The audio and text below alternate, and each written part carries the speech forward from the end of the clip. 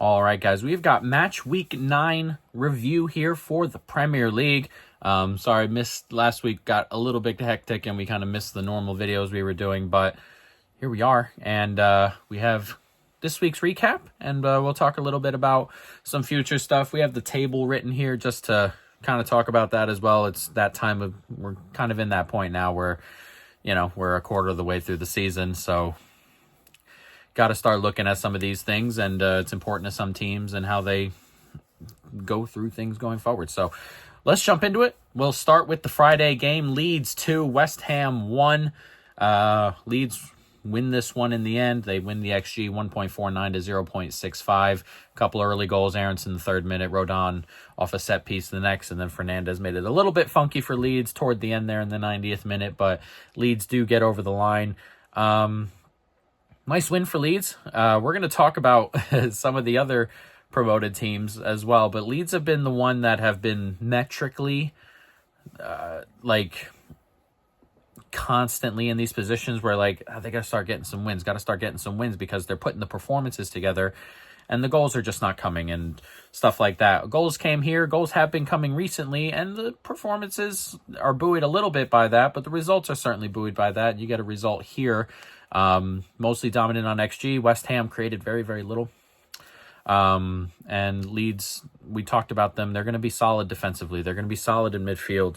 It's just going to be like that. And whether the goals come up front, whether they can finish off some things, is going to be the difference between them probably finishing mid-table and them being in a relegation fight, genuinely. So they finish off a couple of chances here. You get the set-piece goal. All that stuff. So that's good. A good win over a team that's floundering a little bit. In West Ham, where are they now? 19th right now. And there's a little bit of a gap opening up already. 17th has 8 points, so there's a 4-point gap there. And, you know, the other teams we'll talk about, as we said, but some of the newly promoted teams like Burnley aren't playing particularly well, but finding results. And in this league, obviously, a lot of what we do is predictive stuff, but in terms of reviews, they're just looking for wins, and whether they play well or not doesn't matter. So West Ham needs to start finding some points somewhere. Obviously, it's a new manager, and it might take a little bit, and I'm not so sure that his style fits the players they have, and we've said that a couple of times about the managers they've had, and that seems to be a recurring problem there. But it'll take a little bit of time, as you would probably think, going forward, and then once it does, maybe they'll be a little bit more solid and be maybe more of a 1-0 type of team. But for now, when they give up early goals like that, they don't have a ton to kind of go chase. Obviously, Bowen is very good, but outside of him and Paqueta, the team itself is not particularly great. So they're going to have to pick it up at some stage. Leeds, again, I think Leeds are going to be perfectly fine. I don't know where they are in the table now. 15th. 6 points ahead of the relegation spot, and plenty of teams in between, but I think they're going to be just fine. Again, the metrics are all really nice. Are solid, at least not really nice, but solid. And as long as they don't dry up front, they should be fine. Game number 2, Chelsea and Sunderland. Sunderland win this one 2-1, 1.31 XG to 0.9 XG. Garnacho started us off in the 4th minute with a goal, and then Isidore, 22nd minute, and then Talby in the 93rd minute. Really bad result for Chelsea, and a really great result for Sunderland, who, again, we talk about. Sunderland, I think, are solid as a team, but continue to pick up really great results when they're not necessarily comfortably on top. And I thought they deserved at least a result today, and really poor defending at the end of the game gives Chelsea a loss here. Chelsea aren't playing super well. They've had a lot of weird things kind of go against them, some penalties, some red cards and things so far, but at some stage they're going to have to pick it up in terms of kind of finishing in that top 5 is where they want to be. They're going to have to pick it up performance-wise. This wasn't one of them. They go ahead early, and then that was kind of it. Never really stepped on it anywhere, never really threatened Sunderland in the end, and we've talked about Sunderland a bunch here. They're going to defend well. That's just what they're going to do, and an early goal and should be something that you make Sunderland chase. Never really happened You give up the tying goal really quickly. Not really quickly, but 25 minutes in, it's tied again. Like, you got to hold on for at least a little bit longer than that. Make Sunderland come out of their shell a little bit. Never happened. Sunderland never needed to. And then they hit on the break right at the end of the game. Guys, like, that felt like it was happening in slow motion. The guy picked it up in the box there, 1-on-2. Second guy never came because Sunderland had runners, and Chelsea really didn't. And one ran off, and the second guy came in from behind. Really nice finish. Just kind of curled it into the bottom corner there, and all of a sudden you're losing a game at home to a newly promoted side, which can't be happening for Chelsea if they want to go ahead and do things. Again, we've spoken about Chelsea quite a bit here. We've spoken about all these teams quite a bit, but I don't particularly think Maresca is a great manager, and I don't particularly love the system they play, and these are the types of games that really gets them, because they're not very good at breaking down teams. I don't think the system is very good at breaking down teams. And teams who defend and sit, they have a decent time defending Chelsea. So this was one of those games where you don't like Chelsea.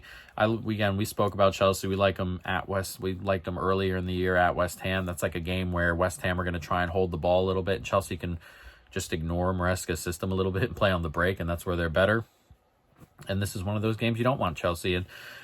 So a really great win for Sunderland, a really not so good result there for Chelsea. And Sunderland, again, continue to pick up points up to 4th on 17 points.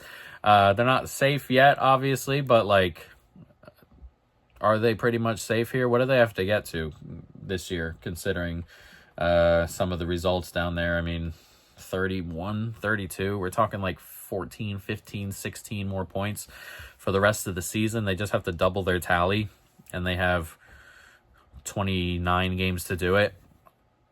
I'm pretty comfortable with the idea that they're going to survive and be fine. It's been a really great run for Sunderland. And we talked about Sunderland. We talk about getting results over, the metrics, and that's all fine. And their goal is to just get results, wins, draws, whatever. And we talk about just their play and stuff just coming back down to earth at some stage. But it should be noted also that we've talked about a variety of different things when we say getting results over expectation and stuff like that, that they're also not getting blown away here. It's not like Chelsea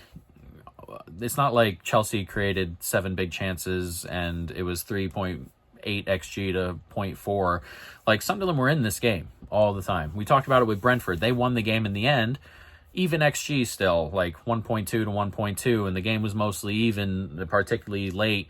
And you kind of just nick a goal, like stuff like that. Like the West Ham game, they obviously won 3-0, but like didn't create many chances and finished really, really well that day. Like, it's not like they're getting blown away here. It's not like they're not like Burnley. No offense, we're going to talk about Burnley in a bit, but like Burnley are getting blown away most games and then like finding a result. Like Wolves created enough to score 3 or 4 times and they end up with 2, and Burnley steal it late. Like, it's not like that with Sunderland, who are continuing to be impressive. Newcastle 2, Fulham 1, 2.14 XG to 1.53 XG here. Devastating for our under. We had under 1.5, or we ended up, the model liked under 2.5, which didn't get there, didn't deserve to get there, but a pretty devastating way to lose it in the 90th minute. But Newcastle grab a win. Fulham didn't play like awfully here. I thought they held a decent account of themselves. They lose it late, but I thought after the first 20 minutes they held a pretty decent account of themselves, and they've started really poorly, and I'm kind of I don't know why I'm expecting it, but I'm expecting it to kind of move forward a little bit. But what are they, 17th with 8 points? Obviously, we're really early. We're like, a win somewhere along the line gets you up to like 14th. Like, we're really early, obviously, and points are kind of tight, but Fulham have started mostly not so good, and they lose this game in a game I thought they played particularly all right in. So we'll see what Fulham look like. This is a team that came into the year with no real changes. One transfer, it was Kevin, right? And when you don't add top-tier team, you're bound to just get passed up. And this was a mid-table team last year that ended, like, the last, 10 games last year were not good. So, it's not great, but Marco Silva's a good coach. I expect this to kind of even itself out somewhere along the line. But I thought they were okay here, and I don't think they're going to look at this performance and think, wow, we got blown off the park and we were uncompetitive. That would be harsh. But another game where they don't get any points, and they're going to need to start picking up some points at some stage. Newcastle grabbed the late win. They're going to make themselves a push, I think. They haven't started particularly well. They're in 12th on 12, but also, again, we're early. We're like 4 points off 5th. They're 4 points off 5th. So it's not anything crazy, but they needed to start putting some attacking stuff together, which I think they did here, 2.25 XG. Against the Fulham side, that's pretty decent defensively. And going forward, the attack is going to need to be better, a little bit better. And again, I think it's kind of getting there. Defensively has been their strong suit this year, and if they can keep that up, they're probably going to get their fair share of results. They're going to be, I think, if the offense doesn't like step forward like we hope it would or whatever, it's going to be like a mini Arsenal where those games are not a ton of goal mouth action, not a ton of stuff. But the defense is going to keep them in all their games, and you can nick games against big teams, but also you can probably get nicked against some of the smaller teams if you're not as efficient as Arsenal are. So interesting side, Newcastle, and I kind of want to see a few more games before I kind of make a definitive case on them. But at the moment, this was like their most crazy game, and it finished 2-1. So interesting side. Bournemouth 2, Forest 0, 0.58 XG to 0.37 XG for Bournemouth. This was one of those games, man, where very little happened. Bournemouth scored on some of their, attempts, obviously, but they weren't like good chances or anything. There were very few good chances. Forest had 0. Bournemouth had 1 decent chance. They finished, and another good goal, but like very, very little happened in this game. This was a whole lot of passing the ball around the outside of the box, taking a couple pop shots, and that was kind of it all game long. Bournemouth will feel good that they got over the line. They didn't perform particularly well here today, and we'll see what Dyche looks like here at Forest because another new manager comes in.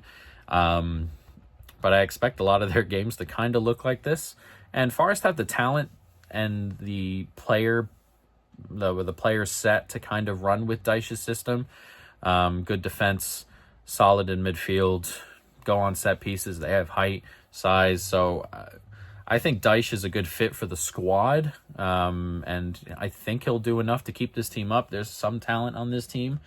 But they're going to have to start getting results at some stage. And they've started particularly poorly, and it's a hole he's going to have to dig himself out of. Bournemouth, on the other hand, are up to 2nd in the table and continue to put mostly good performances. Today wasn't one, but it was a win, and that's a mark of a good team who doesn't put a performance in and still gets a win. So very little happened in this game. Bournemouth grab a win, up to 2nd. I'm not sure how long that lasts, but they're going to want to make a push for Europe. They're talented enough. They're good enough. They're well coached enough.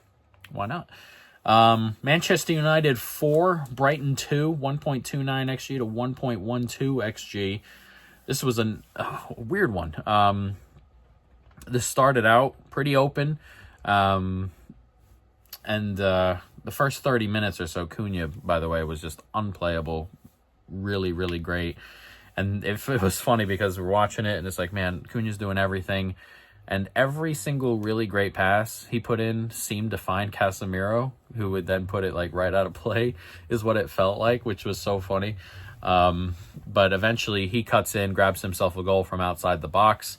And then Casemiro has a go like 10 minutes later, a ball that's not going in. He got credited with the goal. I was pretty surprised, but a ball that I didn't think was going in, but even if it was on target, the goalie was saving it, but it takes a giant deflection and goes to the other side of the goal from way outside the box.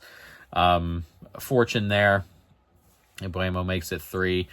And Brighton kind of fought back a little bit. It was 3-0. It was 3-2 then in the 92nd minute, so there was a bit of nerves there for United. But they go ahead and finish it off, and Bowen in the 96th minute to go ahead and grab the win there. And Brighton, again, interesting. Like, I didn't think they were bad for the first half hour, and then it kind of fell apart a little bit after that. But for the first half hour, I thought the game was really even, and you get some finishing luck. Cunha with a really great strike and Casemiro with a giant deflected goal. Those things aren't like, you don't look at them over a performance and think of it as like, man, that's like one of those things going forward that's going to kill us. Like, it's not. But in this game, those two things happened in a row, and then it falls off. They won't be too happy with the performance after that. I mean, again, they conceded 4 here. So it's not like a good performance or anything, but I thought they were pretty good for the first half hour before it all kind of fell apart there. United look better up front. They're scoring goals, and the chance creation is there. And they got a little bit of goal regression today, as we tend to call it. It's like, it just happens all the time when, particularly with regression, in soccer, it feels like to me in particular, where, man, United have 13 expected goals and have only scored 10. Not the actual numbers, but it feels like, man, they should have 3 more goals somewhere along the line. Somewhere along the line, it'll probably kind of just come back. Whether it comes back over a 3-month period, whether it comes back all at once. Came back all at once today. Some really, really great finishes, a little bit of luck, as we talked about with Casemiro and stuff. But the forwards are, I mean, Cunha's a good player.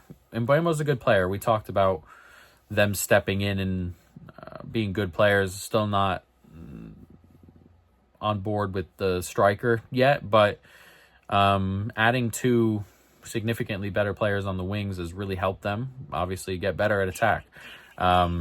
Excuse my phone, I thought I turned it off. But in terms of what they are now, it's made them a better team going forward, which is good. And Bruno, we talk about all the time. This happens every year with Bruno, where they go through like some weird results and Bruno's played out of position and everyone's like, why is Bruno at Man United?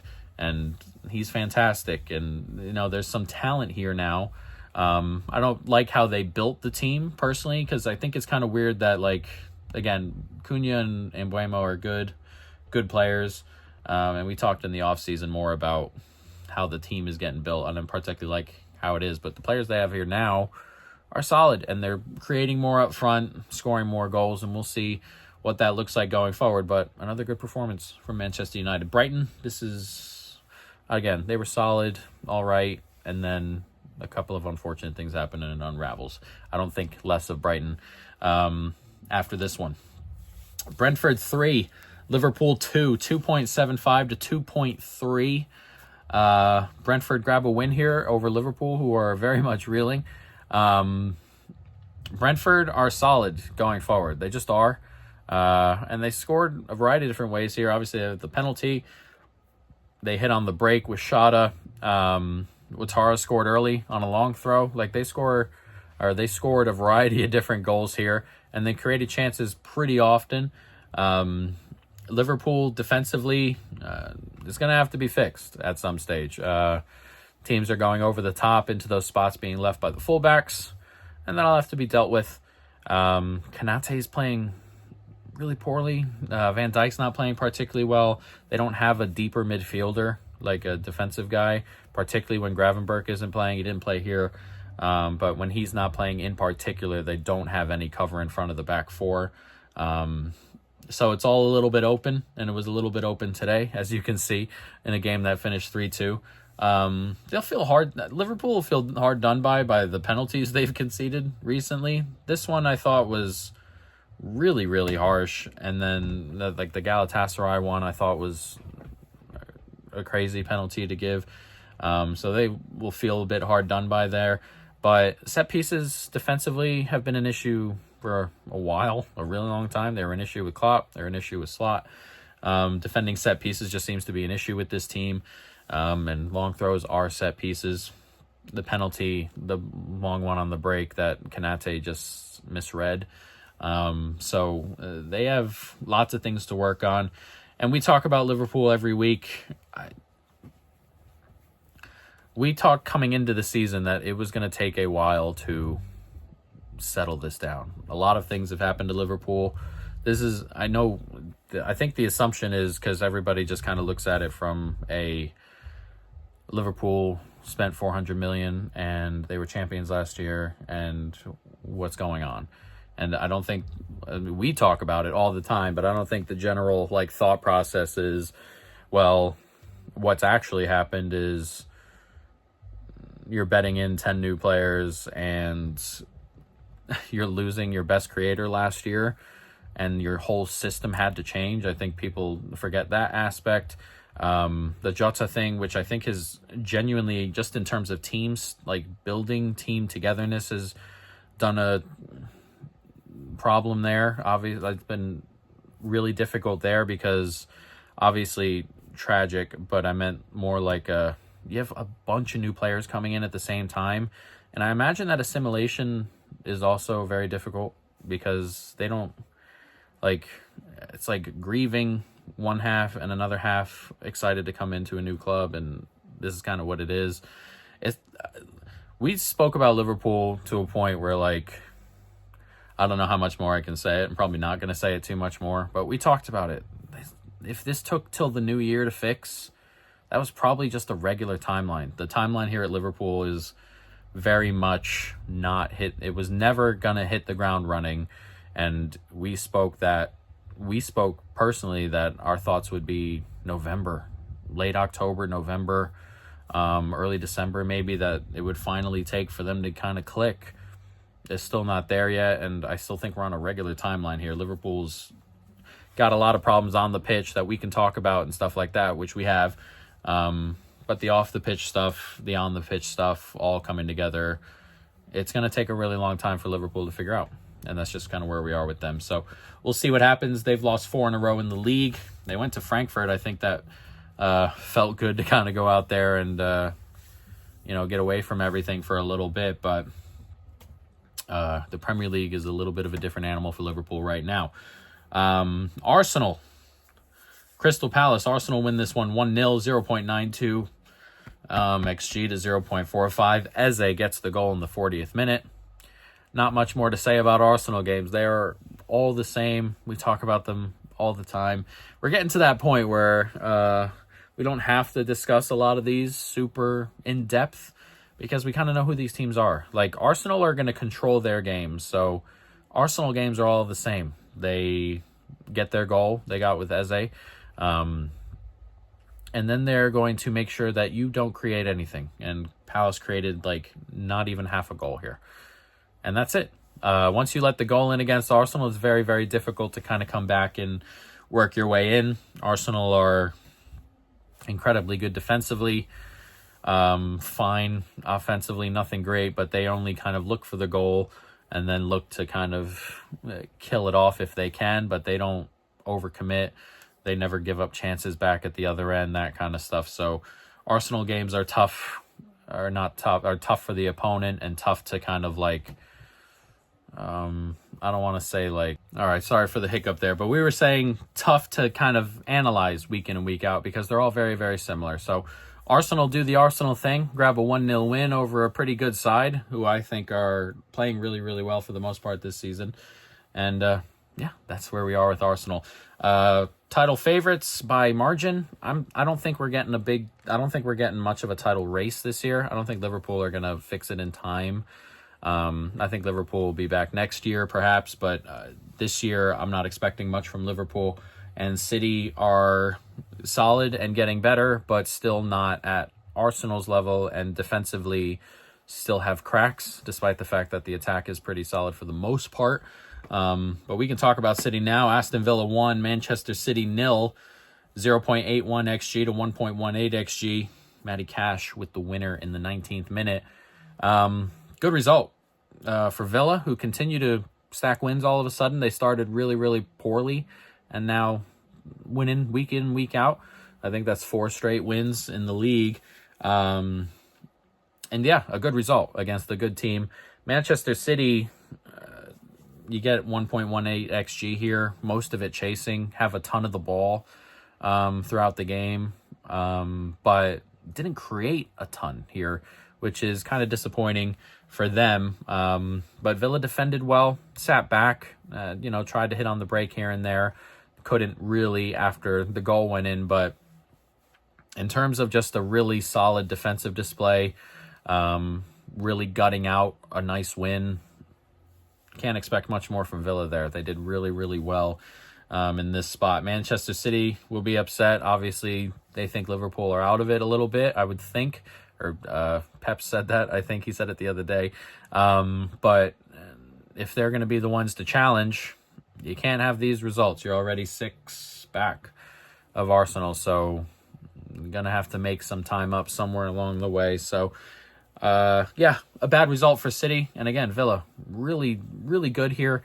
Really solid, and not much more to say. They've picked it up, and they're on a bit of a roll, Aston Villa, and we'll see what that looks like going forward. A relegation 6-pointer here. Wolves 2, Burnley 3. 2.28 XG for Wolves, 1.43 for Burnley. A funky game here is 2-0 Burnley early, and then 2-2 right before halftime, and then nothing after halftime in terms of goals until Burnley get the late winner. And Burnley, again, they're going to be here for results. And Burnley's way through into safety in the Premier League is results, because the regular game-to-game stuff is significantly worse than pretty much every team in the league. Wolves isn't good. West Ham isn't good. But just metrically, Burnley are like way, way off. And I assume they know that.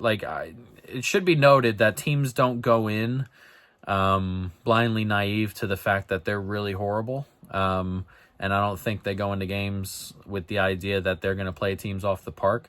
You do what you can. You scrape. You take your chances. And that's what's going to keep you up. And Burnley did so here today. They get the 95th minute winner, and they'll take it going forward. These are the games, if you're going to be surviving, these are the kind of games that you have to get results from. To get 3 points on the road against another team in this fight is a huge, huge result for Burnley, and we'll see what that looks like going forward. They're up to 16th, and they're 5 points ahead of the bottom. Good start. They'll take that. How much it holds going forward, we'll see, but some of these teams at the bottom are not very good, and you may not have to get super high, and you may not have to get a ton of huge results, but as long as you're capable and you're getting them in spots like this, you'll take it. Wolves, on the other hand, this is a horrid result. Horrid result for Wolves here to lose this one at home. They've got 0 wins on the season. And we've talked about them, particularly metrically. We've talked about them because Larsson's good up front, and they create decent spaces, decent attacks and stuff. They don't have the technical ability up front, so they end up underperforming their numbers, and they've underperformed their numbers so far, particularly in attack, just in terms of the technical stuff. Shots off target, things like that. Being unable to find the back of the net is obviously a huge one, but a lot of that's technical stuff, which they don't really have outside of Larsson. And Larsson scored today on a penalty, but when Larsson's kind of wrapped up, which should be everybody's game plan going into a Wolves game, you keep a center back near him, you keep a deeper midfielder near him, and then you make everyone else beat you. They've shown that they can't do it yet. So this is a giant problem in waiting. The manager extension timing a couple weeks ago is going to remain really weird going forward. But they need to pick up results where they're 6 points back already of 17th, and it's a Fulham team that is going to get points. So we're talking 8 points back of Burnley here. It's already a gap. We're 9 games in, boys. So you got 29 left. We've done a quarter of the season pretty much. You do not have any more time. Now you got to be picking up points, and really, really bad result for Wolves. And then the final game here, Everton 0, Tottenham 3, Van de Ven twice, and then Sarr in the 90th minute to kind of seal this one. This result kind of shocked me a little bit. Not when I look at it metrically. Just you think, wow, 3-0 at Everton. I think these two teams are kind of even.